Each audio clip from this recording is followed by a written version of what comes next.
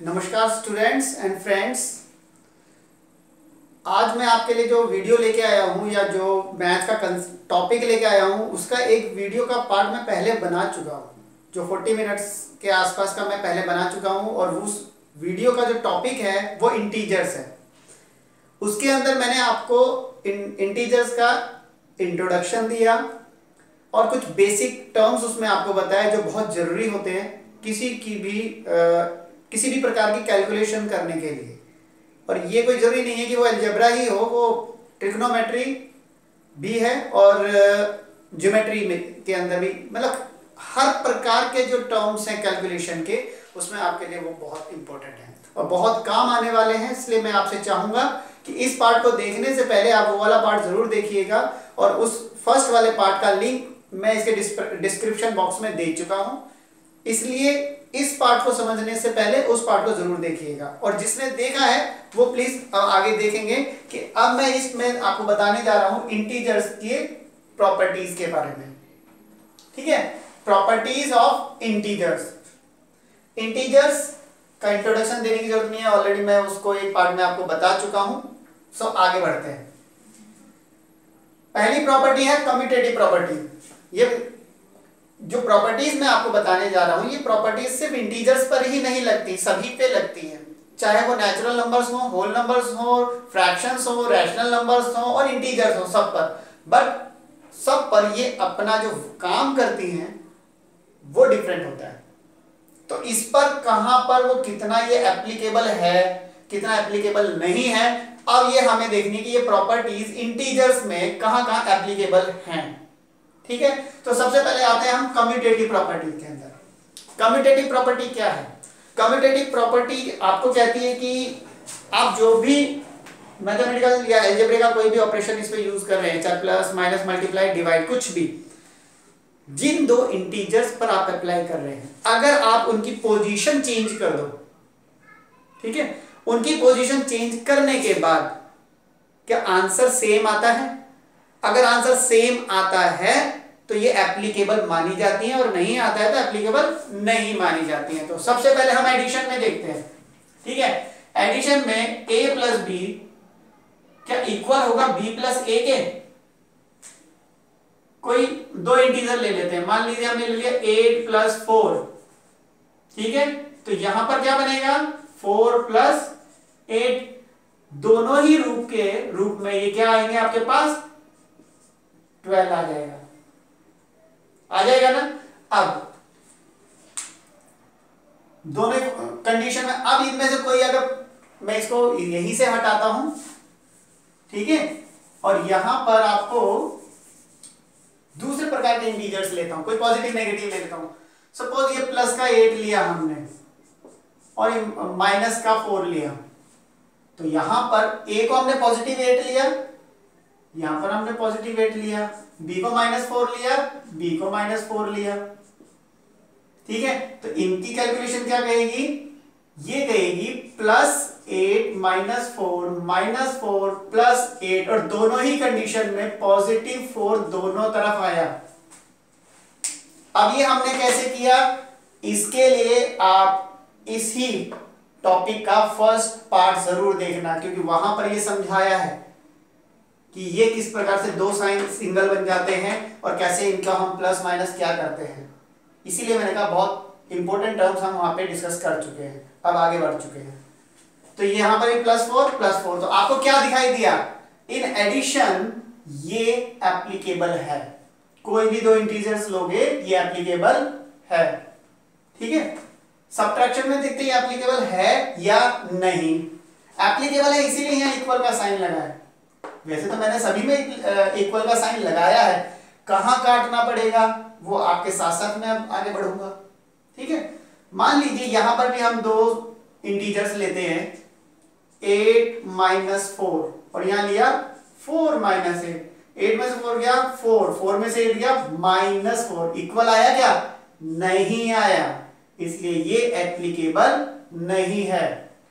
Commutative property subtraction में applicable नहीं है। ठीक, कम्यूटेटिव प्रॉपर्टी एडिशन में एप्लीकेबल है। मल्टीप्लिकेशन में देख लेते हैं। 8 मल्टीप्लाई 4, 4 मल्टीप्लाई 8 क्या आएगा? 12 ही आएगा दोनों कंडीशन में। माइनस 8 मल्टीप्लाई 4, 4 मल्टीप्लाई माइनस 8, दोनों ही कंडीशन, सॉरी क्या आ जा रहा हूं, 32, आई एम सॉरी, 8 4 जा 32। अब किसका आ जाएगा? नेगेटिव का। ओ मेरा ना 12 यहाँ का चला गया, 8 प्लस 4 कर दिया, वो हो जाता है लेकिन करेक्ट करना बड़ी बात है। 8 4 जा 32, 4 8 जा 32, 32 आया। एक नेगेटिव पॉजिटिव, नेगेटिव पॉजिटिव तो नेगेटिव में है, दोनों ही कंडीशन में, इसके भी 32 इसके भी 32, आंसर तो सेम आ रहा है ना। तो इसलिए मल्टीप्लिकेशन में भी एप्लीकेबल, एडिशन में भी एप्लीकेबल एंड सब्ट्रैक्शन में नॉट एप्लीकेबल। ठीक है, मैं एक काम करता हूं, यहां लिख ही देता हूं, ब्रैकेट में लिख देते हैं एप्लीकेबल, ब्रैकेट में नॉट एप्लीकेबल,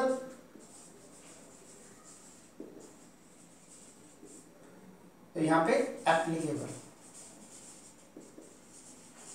ओके, अब आते हैं डिवीजन में। 8 डिवाइड बाय 4, 4 डिवाइड बाय 8। अगर 8 को 4 से डिवाइड करते हैं तो क्या आता है? 2, और यहां पर 4 को 8 से करोगे तो 0.5, तो इक्वल तो नहीं आया ना, तो इसको कहेंगे नॉट एप्लीकेबल।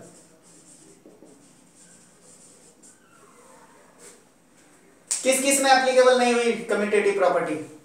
एडिशन में एप्लीकेबल हो गई, मल्टीप्लिकेशन में एप्लीकेबल हो गई, सब्ट्रैक्शन एंड डिवीजन इन दोनों में कम्यूटेटिव प्रॉपर्टी इंटीजर्स पर एप्लीकेबल नहीं है। ठीक है, अब आते हैं एसोसिएटिव प्रॉपर्टी पे। एसोसिएटिव प्रॉपर्टी के लिए 3 इंटीजर्स का होना अनिवार्य है, क्योंकि उसी में हम उनको एक ग्रुपिंग करके फिर किसी और के साथ करेंगे। पहले दो को मिला, 2 इंटीजर का एक ग्रुप बनाएंगे, उसका कोई कैलकुलेशन करेंगे, चाहे मल्टीप्लाई, चाहे डिवाइड, चाहे सब्ट्रैक्ट, चाहे एडिशन, कुछ भी करेंगे। उसके बाद एक तो तीसरा इंटीजर बचा होगा, तीसरा या 3, मतलब कि कम से कम 3 इंटीजर्स आपके पास होने चाहिए, तो उससे ज्यादा भी हो तो भी एसोसिएटिव प्रॉपर्टी अप्लाई हो जाती है, बट 2 पे नहीं। ठीक है, 2 पे तो यही वाली प्रॉपर्टी आप लगाएंगे, कम्यूटेटिव प्रॉपर्टी। तो हम जब एडिशन की बात करते हैं तो ये कहना क्या चाहता है कि भाई आप 3 नंबर्स को प्लस कर रहे हो, मैंने वो 3 नंबर्स ले लिए, 8 प्लस 4 प्लस 2। ठीक है, यहां पर भी 8 प्लस 4 प्लस 2। तो आपने क्या देखा कि पहले 2 का इनका ग्रुपिंग किया, यहां इन 2 का किया, इनका प्लस करो तो 12, 2 8 6, कितना आया? ये भी 14 आया, ये भी 14 आया, तो ये क्या हो गया? एप्लीकेबल हो गया ना, आंसर इक्वल आ गया ना। प्लस में, एडिशन में एसोसिएटिव प्रॉपर्टी चल जाती है, इसलिए कहते हैं सम करते वक्त कोई डिजिट अगर इधर से उधर कोई इंटीजर, कोई नंबर इधर से उधर अगर आप लिख देते हो तो भी प्लस होकर आंसर सेम ही आएगा। ठीक है, मींस कोई जरूरी नहीं है कि 8 यहां लिखा तो 8 को अगर पीछे लिखते हो, 2 को आगे लिखते हैं तो भी इनका प्लस सेम ही आता। सब्ट्रैक्शन में करके देखें, 8 माइनस 4 माइनस 2, 8 माइनस 4 माइनस 2, ये ग्रुप किया, इधर इसका ग्रुप किया, 8 में से 4 गया 2, सॉरी 8 में से 4 गया 4 माइनस 2, 4 में से 2 गया 2, अब 4 में से 2 गया, कितना बचेगा? 2, यहां कितना बच रहा है? 8 में से 2 गया 6, नहीं इक्वल है, नहीं है ना। तो एसोसिएटिव प्रॉपर्टी सब्ट्रैक्शन में नहीं चलेगी, मल्टीप्लिकेशन में चलेगी क्या? देखते हैं। 8 4 2, 8 4 2, ग्रुपिंग किया पहले, 32 इंटू 2, 8 इंटू 4 2 जा 8, 64 इक्वल 64, आगे इक्वल आ गया, तो मल्टीप्लिकेशन में एप्लीकेबल है। आप अपनी इच्छा से कोई भी इंटीजर्स अप्लाई करके देखिएगा, अपने आप आपको दिखाई देगा कि कहां ये इक्वल आ रहे हैं और कहां नहीं आ रहे हैं। ठीक है, फिर मुझे भी कमेंट बॉक्स में कमेंट करके दीजिएगा। 8 divide by 4 divide by 2 8 divide by 4 divide by 2, इसका ग्रुपिंग यहाँ, इसका ग्रुपिंग यहाँ। 8 में से 4 गया, सॉरी 8 को 4 डिवाइड करेगा 2 आएगा, देन डिवाइड बाय 2, 4 को 2 डिवाइड करेगा 2, तो यहाँ कितना आया, 2 को 2 डिवाइड करेगा 1, यहां पर आया 4, इक्वल नहीं है। ठीक है, एडिशन में इक्वल आया, मल्टीप्लिकेशन में इक्वल आया, सब्ट्रैक्शन और डिवीजन में इक्वल नहीं आया। तो क्या कहेंगे हम, यहां पर कहेंगे एप्लीकेबल, यहां पर NA for not applicable, this is for applicable, और ये नॉट एप्लीकेबल का NA शॉर्ट में। ठीक है, एप्लीकेबल का A, नॉट एप्लीकेबल का NA। अब आप इतना तो अंडरस्टैंड कर ही लेंगे, छोटे बच्चे नहीं है। प्रॉपर्टीज ऑफ इंटीजर्स में अभी पहली प्रॉपर्टी कम्यूटेटिव बताई, एसोसिएटिव बताई, फिर से समझिए, बैक करके दोबारा एक बार देखिए, समझ में आएगी। अगली बताते हैं हम आपको थर्ड प्रॉपर्टी।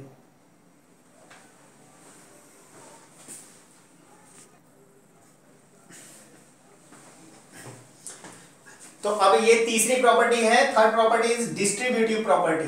कौन सी प्रॉपर्टी है, डिस्ट्रीब्यूटिव प्रॉपर्टी। अब ये डिस्ट्रीब्यूटिव प्रॉपर्टी आपको दो फॉर्म में मिलेगी, एक है distributive property of multiplication over addition, एक तो एडिशन के लिए, और एक है distributive property of multiplication over subtraction. Distribute, अब किसी पे डिस्ट्रीब्यूट होगा, बंटना, बांटेगा। ठीक है, जैसे डिस्ट्रीब्यूशन करते हैं ना बांटने, तो बंटवारा होगा यहाँ पर मल्टीप्लिकेशन वाले नंबर का जो मल्टीप्लाई, जैसे कि आप यहां देख सकते हैं b प्लस सी, ये एक एडिशन है जो किसी ब्रैकेट के अंदर है, उसके ऊपर ओवर एडिशन मल्टीप्लाई हो रहा है, बाहर एक इंटीजर है।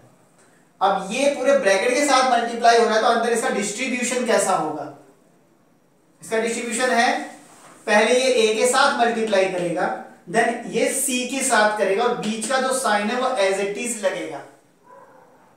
ठीक है, इसीलिए कोई एग्जांपल लेते हैं आप, क्योंकि हम इंटीजर्स की बात कर रहे हैं, तो इंटीजर्स तो हमारे पास पॉजिटिव नेगेटिव दोनों तरह के हैं। तो अब हम इस तरह के कुछ नंबर लेते हैं, मान लीजिए -5 ये लिया, मल्टीप्लाई ये हमने लिया 4 प्लस -6 ये लिया, कोई बात नहीं।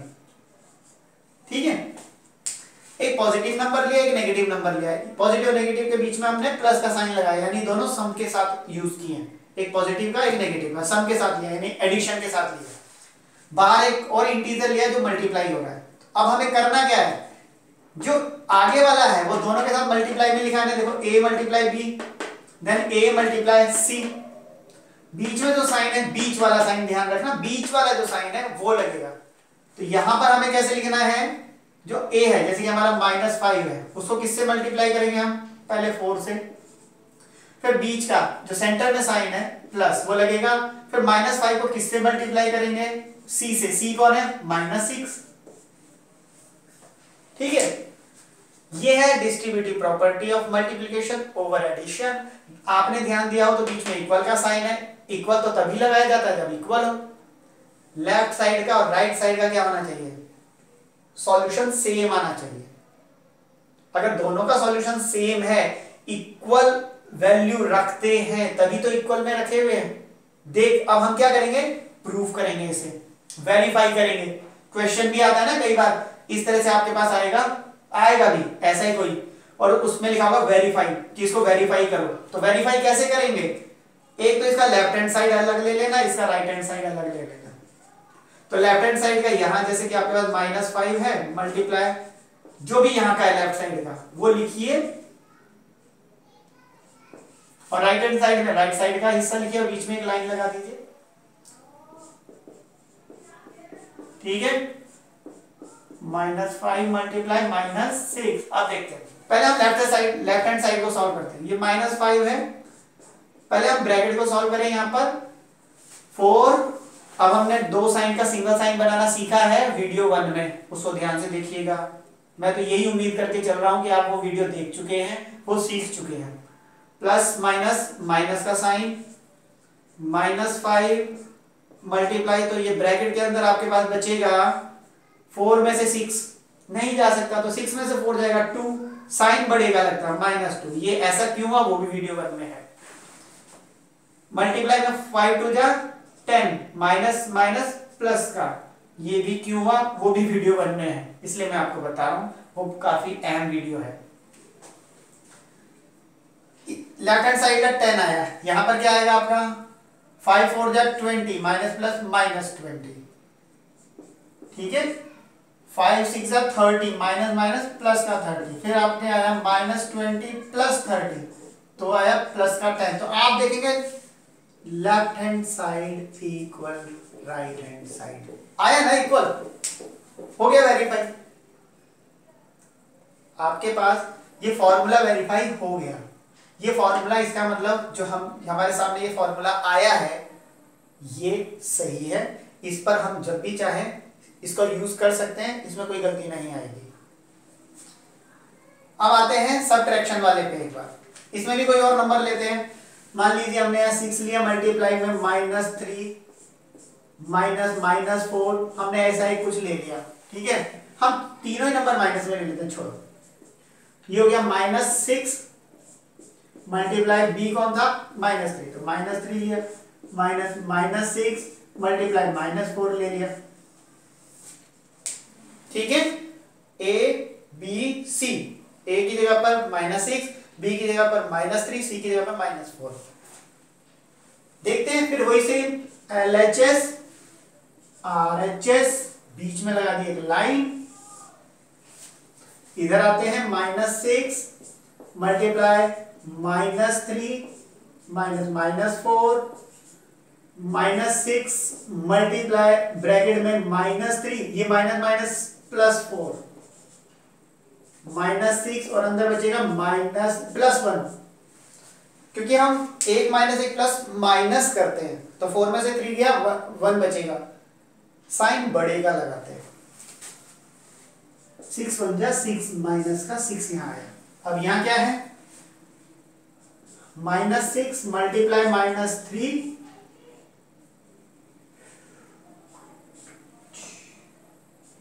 -6 मल्टीप्लाई -4, 6 3 जा माइनस प्लस का 18, ये माइनस प्लस का 24, तो +18 -24, तो आया -6, यहां भी -6, यहां भी -6, तो क्या हो गया हमारा LHS RHS के इक्वल, ठीक है। समझ में आया? कुछ आया होगा, बिल्कुल नहीं आया तो एक बार फिर से बैठ जाइए, दोबारा से देखिए। वीडियो का सबसे बेस्ट जो बेनिफिट है वो तो यही है।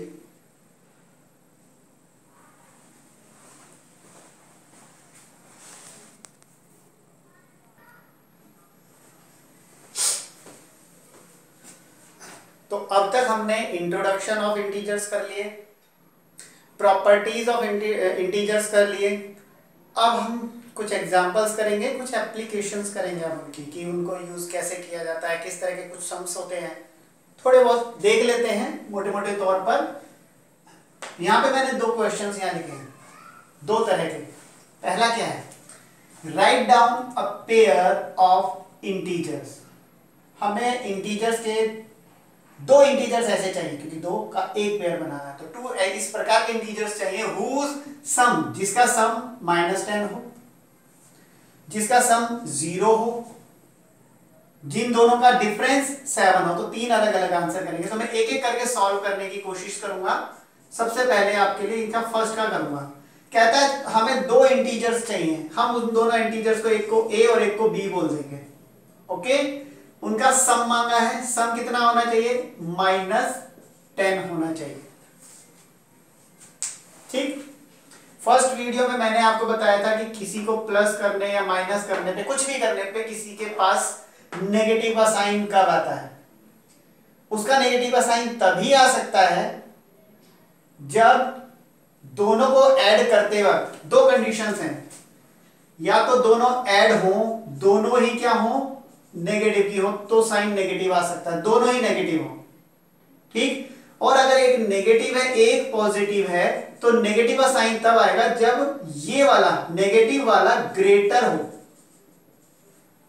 नेगेटिव वाला नंबर बड़ा हो, केवल तभी नेगेटिव का साइन आ सकता है। तो हम इन दोनों के हिसाब से काम करते हैं एक बार, ठीक है। एक बार तो हम देखते हैं कि माइनस माइनस प्लस हो जाता है, साइन माइनस का लगता है, तो एक उस हिसाब से चलते हैं। देखते हैं, हमने दोनों इंटीजर्स लिए, -7 को अगर हम माइनस मतलब कि प्लस करें -3 से, तो आप जानते हैं -7 प्लस -3 तो आंसर -10 तो आना ही है।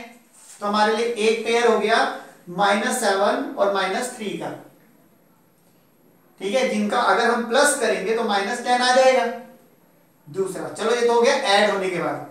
अगर हम चाहते हैं कि -10 आए तो और माइनस करके आए, तो यहां पर हम जब हम किसी में से माइनस करके कोई आंसर लेते हैं तो एक नंबर तो जो आया उससे बड़ा होना चाहिए ना, उसी में से तो माइनस होकर के ये बचेगा।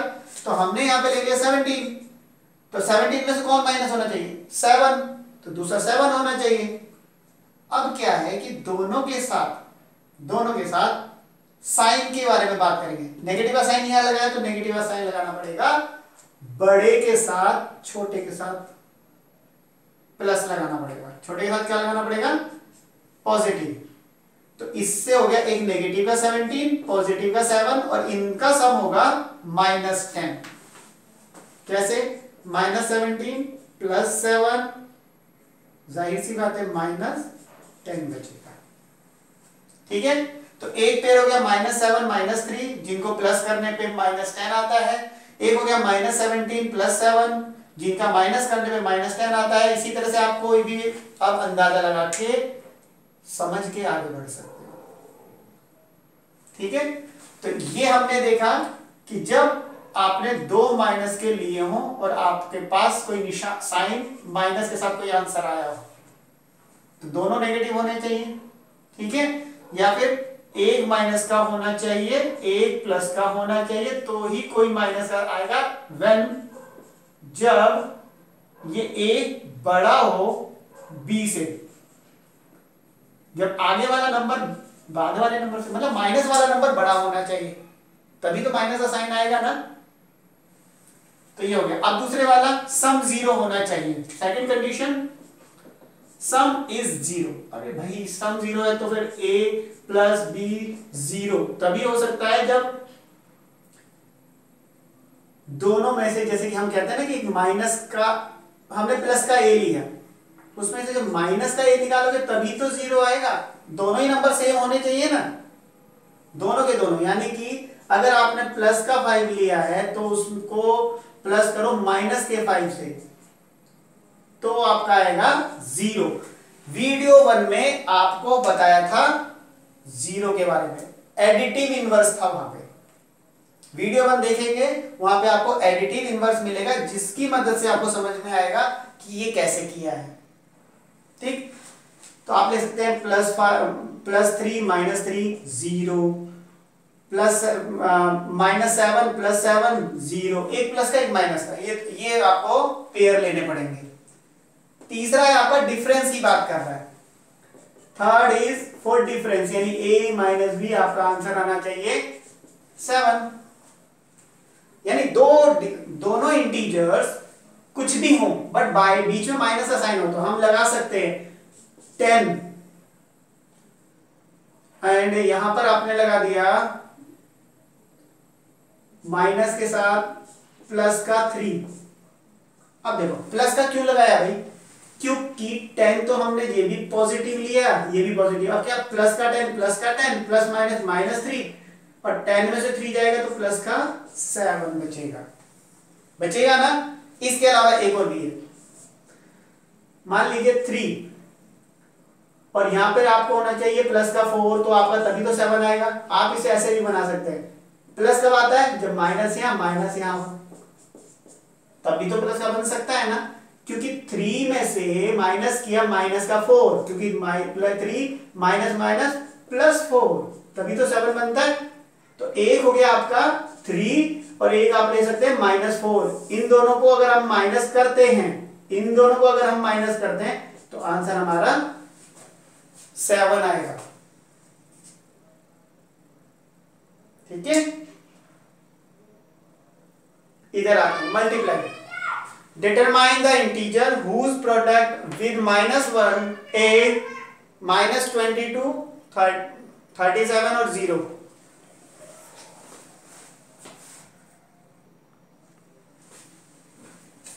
चलिए देखते हैं। अब हम बात कर रहे थे मल्टी प्रोडक्ट के बारे में, यहां पे प्रोडक्ट हो रहा है। ठीक है, एक सेकेंड।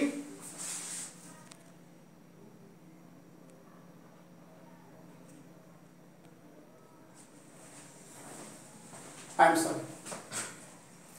अब यहां पे बात है कि वो इंटीजर्स आपको पता करना है, वो वाला एक इंटीजर पता करना है जिसको अगर हम -1 से मल्टीप्लाई करें, सॉल्यूशन अगर हम करें, जैसे फर्स्ट का करें कि ऐसा कौन सा इंटीजर है जिसको अगर हम प्रोडक्ट करें -1 से, तो हमारा आंसर आना चाहिए -22।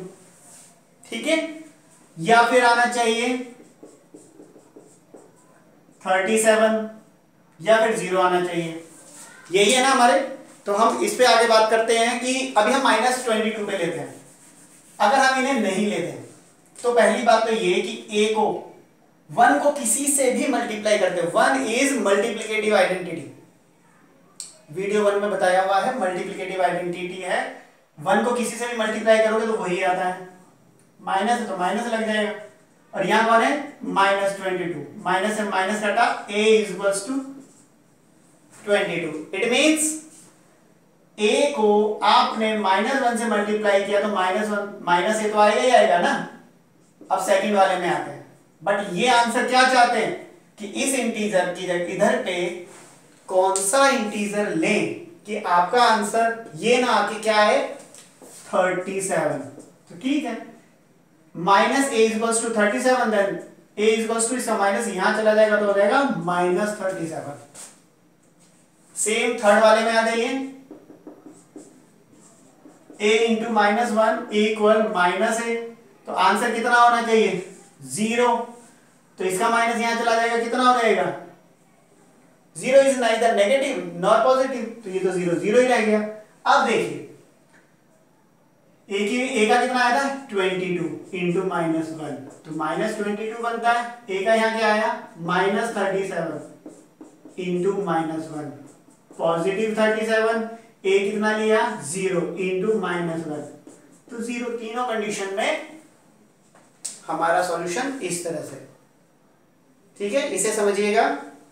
आगे देखते हैं।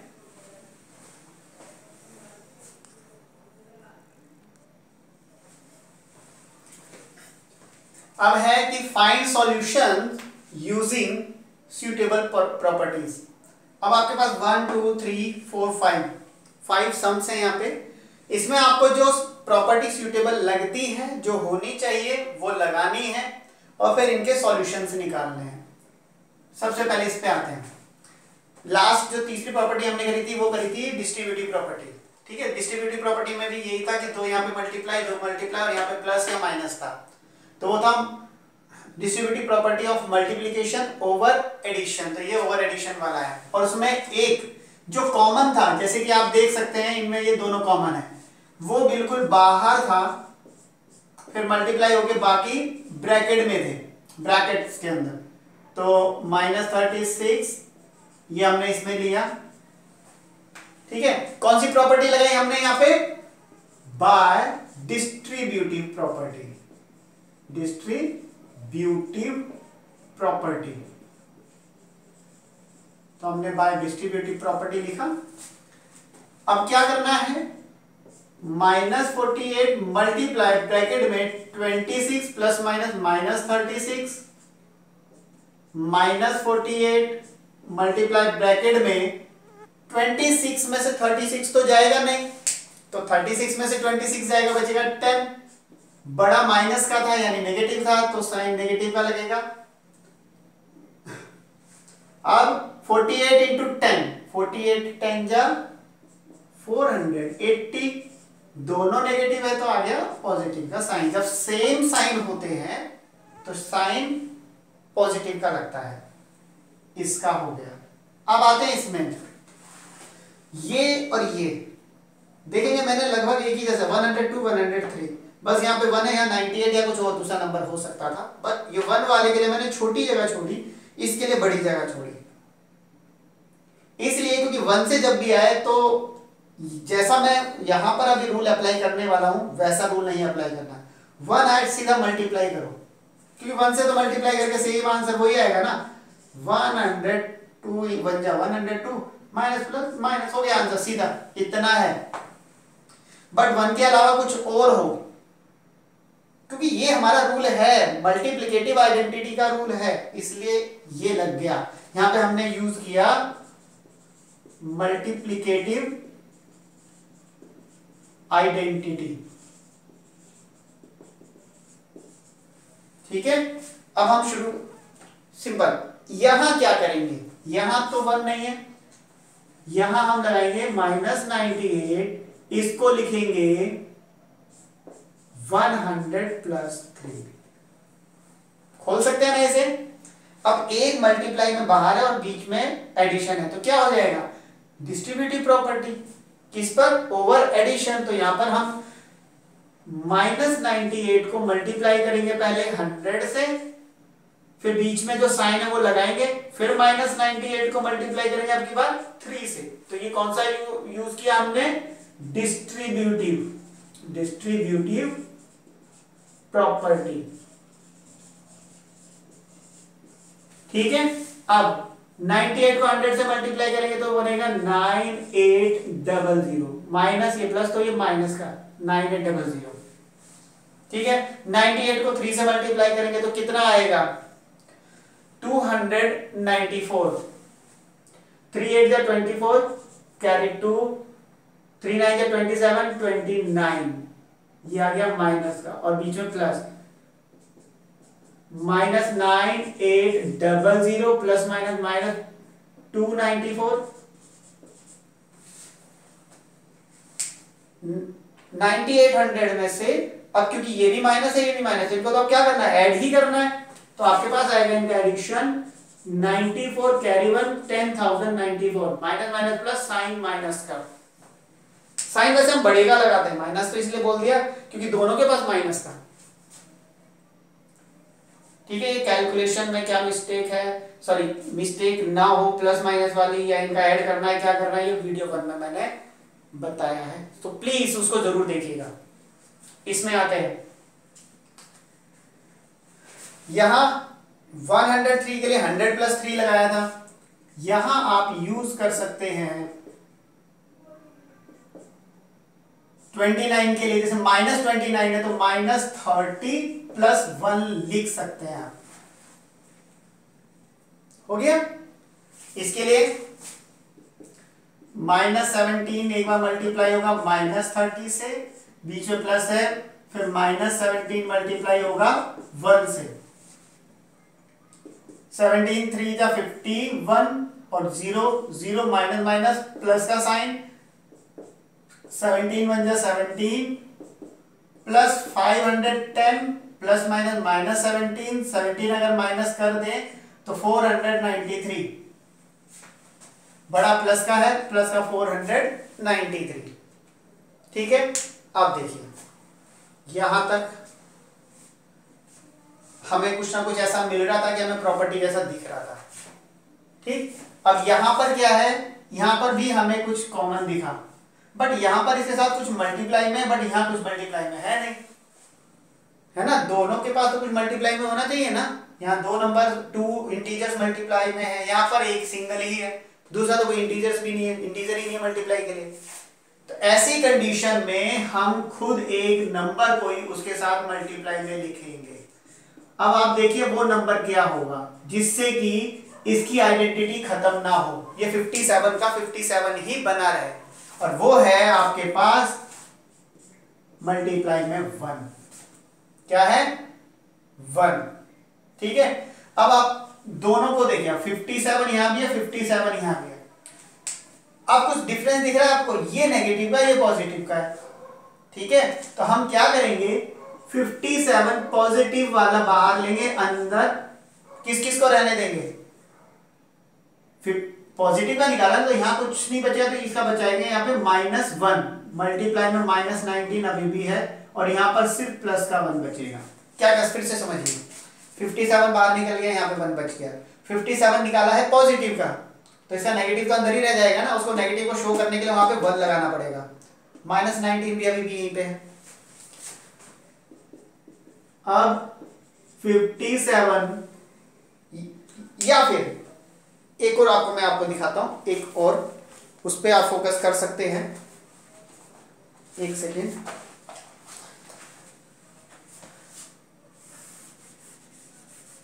जो बताया था उसमें भी कोई गलती नहीं है। अभी क्या है आपका प्लस का 54, तो हम इसको लिख सकते हैं प्लस 57 था, -57 मल्टीप्लाई -1, क्योंकि 57 बन जा 57 होगा, माइनस माइनस प्लस का होगा।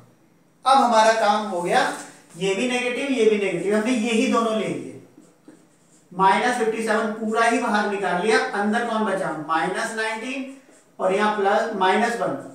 अब आपको क्या मिलेगा, -57 मल्टीप्लाई -19 प्लस माइनस -1 -57 मल्टीप्लाई -19 -1 -20। ठीक है, अब दो नंबर मल्टीप्लाई में हो रहे हैं, दो इंटीजर्स हैं और दोनों ही नेगेटिव हैं। जब सेम साइन होता है आंसर तो फिर पॉजिटिव में आता है। 57 2 जा 114 और 0 का 0, 57 2 जा 114, 0 का 0 लग गया, 1140 इसका आंसर। ठीक है, देखिए इसे ध्यान से।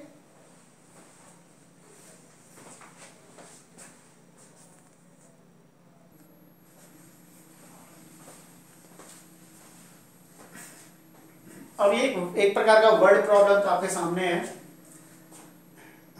इन a class test +3 marks are given for every correct answer. एक क्लास के अंदर टेस्ट हुआ, उसमें जो भी करेक्ट आंसर हो रहे थे किसी भी बच्चे के, उसके जितने भी करेक्ट आंसर हुए हैं, हर आंसर के लिए उसको 3 प्लस में मिलेगा। अगर एक आंसर सही है तो +3, दो आंसर सही है तो 3 + 3 प्लस के 6। उसी तरह से +3 के हिसाब से उसको हर करेक्ट आंसर के लिए मार्क्स मिलेगा। लेकिन हर इनकरेक्ट आंसर के लिए and -2 marks are given for every incorrect answer. Minus का मतलब तो कम करना होता है, यानी हर गलत क्वेश्चन के लिए उसके 2 मार्क्स माइनस हो जाएंगे। अगर उसने 3 क्वेश्चन गलत कर दिए, इनकरेक्ट हो गए, तो -2 × 3 -6, उसके 6 मार्क्स वैसे ही माइनस में चले जाएंगे। And no marks for not attempting any question, अगर उसने कोई क्वेश्चन अटेम्प्ट किया ही नहीं है तो उसके लिए कोई मार्क्स ही नहीं मिलेगा। इस बेस पर आपके पास 2 क्वेश्चन है, एक राधिका नाम की लड़की है और एक मोहिनी। अब राधिका के लिए बात करते हैं। Radhika scored 20 marks if she has got 12 correct answers. Radhika के 20 मार्क्स है, 20 मार्क्स है। कब? जब उसने के 12 करेक्ट आंसर्स हैं। ठीक है, 12 करेक्ट आंसर्स हैं। देन आपसे क्वेश्चन पूछा कि बताओ how many question she attempted incorrect, कितने क्वेश्चंस उसने गलत कर दिए। ठीक, एक ये वाला है। इसको करने के लिए क्या करेंगे, हमारे पास 2 ही प्रकार के हैं, या तो सही करेगी या गलत करेगी। ठीक है, तो हम इधर करते हैं, let number of correct answers, correct answers को हमने लेट किया है इतने। ठीक है, उसके बाद let number of incorrect answers, कि कितने गलत किए उसने, उसको हमने B मान लिया। तो किसी के भी टोटल मार्क्स अगर हम निकालें, मतलब टोटल मार्क्स बनते हैं इस हिसाब से, टोटल मार्क्स तो बनना चाहिए कि भाई जो करेक्ट आंसर है, करेक्ट कितना है ए उसका करेक्ट है, उसको उस ए को +3 के हिसाब से मिलेगा। ठीक है, और जो गलत है उसको -2 के हिसाब से उसको मल्टीप्लाई होकर के मिलेगा। तो जितने मार्क्स करेक्ट के मिले, जितने इनकरेक्ट के मिले, टोटल मिलाकर के, टोटल का सम होकर के टोटल मार्क्स बनेगा। मान लीजिए 5, जैसे कि आपका फर्स्ट कंडीशन में आता है, हम इसी फॉर्मूले का यूज करने वाले हैं अभी। सही आंसर के लिए +3 के हिसाब से मिलेगा और सही वाला A है, गलत वालों के लिए -2 के हिसाब से मिलेगा और गलत वाला B है। अभी क्या है हमारे पास कि अब जो हमें इसके अंदर राधिका के पास टोटल स्कोर उसका 20 है, ठीक, तो टोटल स्कोर हमने लिख दिया यहां पर 20 आना चाहिए, +3 करेक्ट आंसर्स उसने कितने किए हैं 12 किए ना, तो 12 लिखिए। इनकरेक्ट कितने किए हैं वो ही तो नहीं पता, यानी हमें बी फाइंड करना है। 20 12 3 जा 36 प्लस का बी को 2 से करोगे तो ये आपके पास 2b हो जाएगा, वो भी माइनस का। 2 को b से करोगे 2b माइनस का, यहां पर आपके पास 20 है। अब ये प्लस माइनस, माइनस का 2b रहेगा, 20 प्लस का 36, जब कोई साइड चेंज करके जाएगा तो अपने साइन भी चेंज करेगा, -36 -2b -16 बचेगा, क्योंकि 20 में से 36 तो जाएगा नहीं, 36 में से 20 जाएगा, 16 बचेगा, बड़ा नेगेटिव का नेगेटिव का साइन, दोनों तरफ से नेगेटिव कटा तो b यही रहेगा, या 2b = 16, then b = 16 divide by 2 = 8। तो b क्या है, नंबर ऑफ इनकरेक्ट आंसर्स। तो उसने कितने इनकरेक्ट आंसर्स दिए 8, किसने, राधिका ने, ठीक है, ये राधिका का हो गया। अब बात करते हैं मोहिनी की, उसके लिए भी तो यही फॉर्मूला चलेगा, +3 के हिसाब से करेक्ट वालों को, -2 के हिसाब से इनकरेक्ट वालों को, टोटल मिला के उसके 5 ही मार्क्स मिले, वो भी माइनस में, वो भी नेगेटिव का बना है, ठीक है, ध्यान रखिएगा। अब +3 लिया, करेक्ट आंसर्स कितने बताए उन्होंने 7 लिया, इनकरेक्ट तो हमें पता ही नहीं है, तो वही b -5, 3 7 जा 21 प्लस का हो गया, इधर आपके पास -2b फिर हो जाएगा, -5, अब प्लस का 20 बन जाएगा, वहां पर माइनस के बाद -21 हो जाएगा, देन यहां बचेगा -26, -2b, माइनस से माइनस कट गया दोनों साइड का। अब क्या है, b यही रहेगा, 26 डिवाइड बाय 2, तो कितना बचा 13। मोहिनी ने 13 गलत आंसर्स दिए। चेक करते हैं जरा, ठीक है, देखिए यहां पर सही कितने थे 3, 12 सही थे, गलत कितने हो गए 8, तो ये 12 3 जा 36 प्लस का, 8 2 जा 16 माइनस का, 36 में से 16 गया तो बचेगा 20 प्लस का, तो क्या इसके 20 मार्क्स नहीं थे 20 थे, ठीक है। अब यहां करते हैं, +3 के हिसाब से सही वाले कितने थे 7, -2 के हिसाब से गलत वाले कितने आए 13, 17 था 21 प्लस के, 32 जा 26 नेगेटिव के, तो -5 नहीं आया, टोटल मार्क्स उसके -5 ही तो थे, ठीक है ना। तो इस हिसाब से आपके पास मैंने अभी तक कई एप्लीकेशंस करा दी, प्रॉपर्टीज करा दी।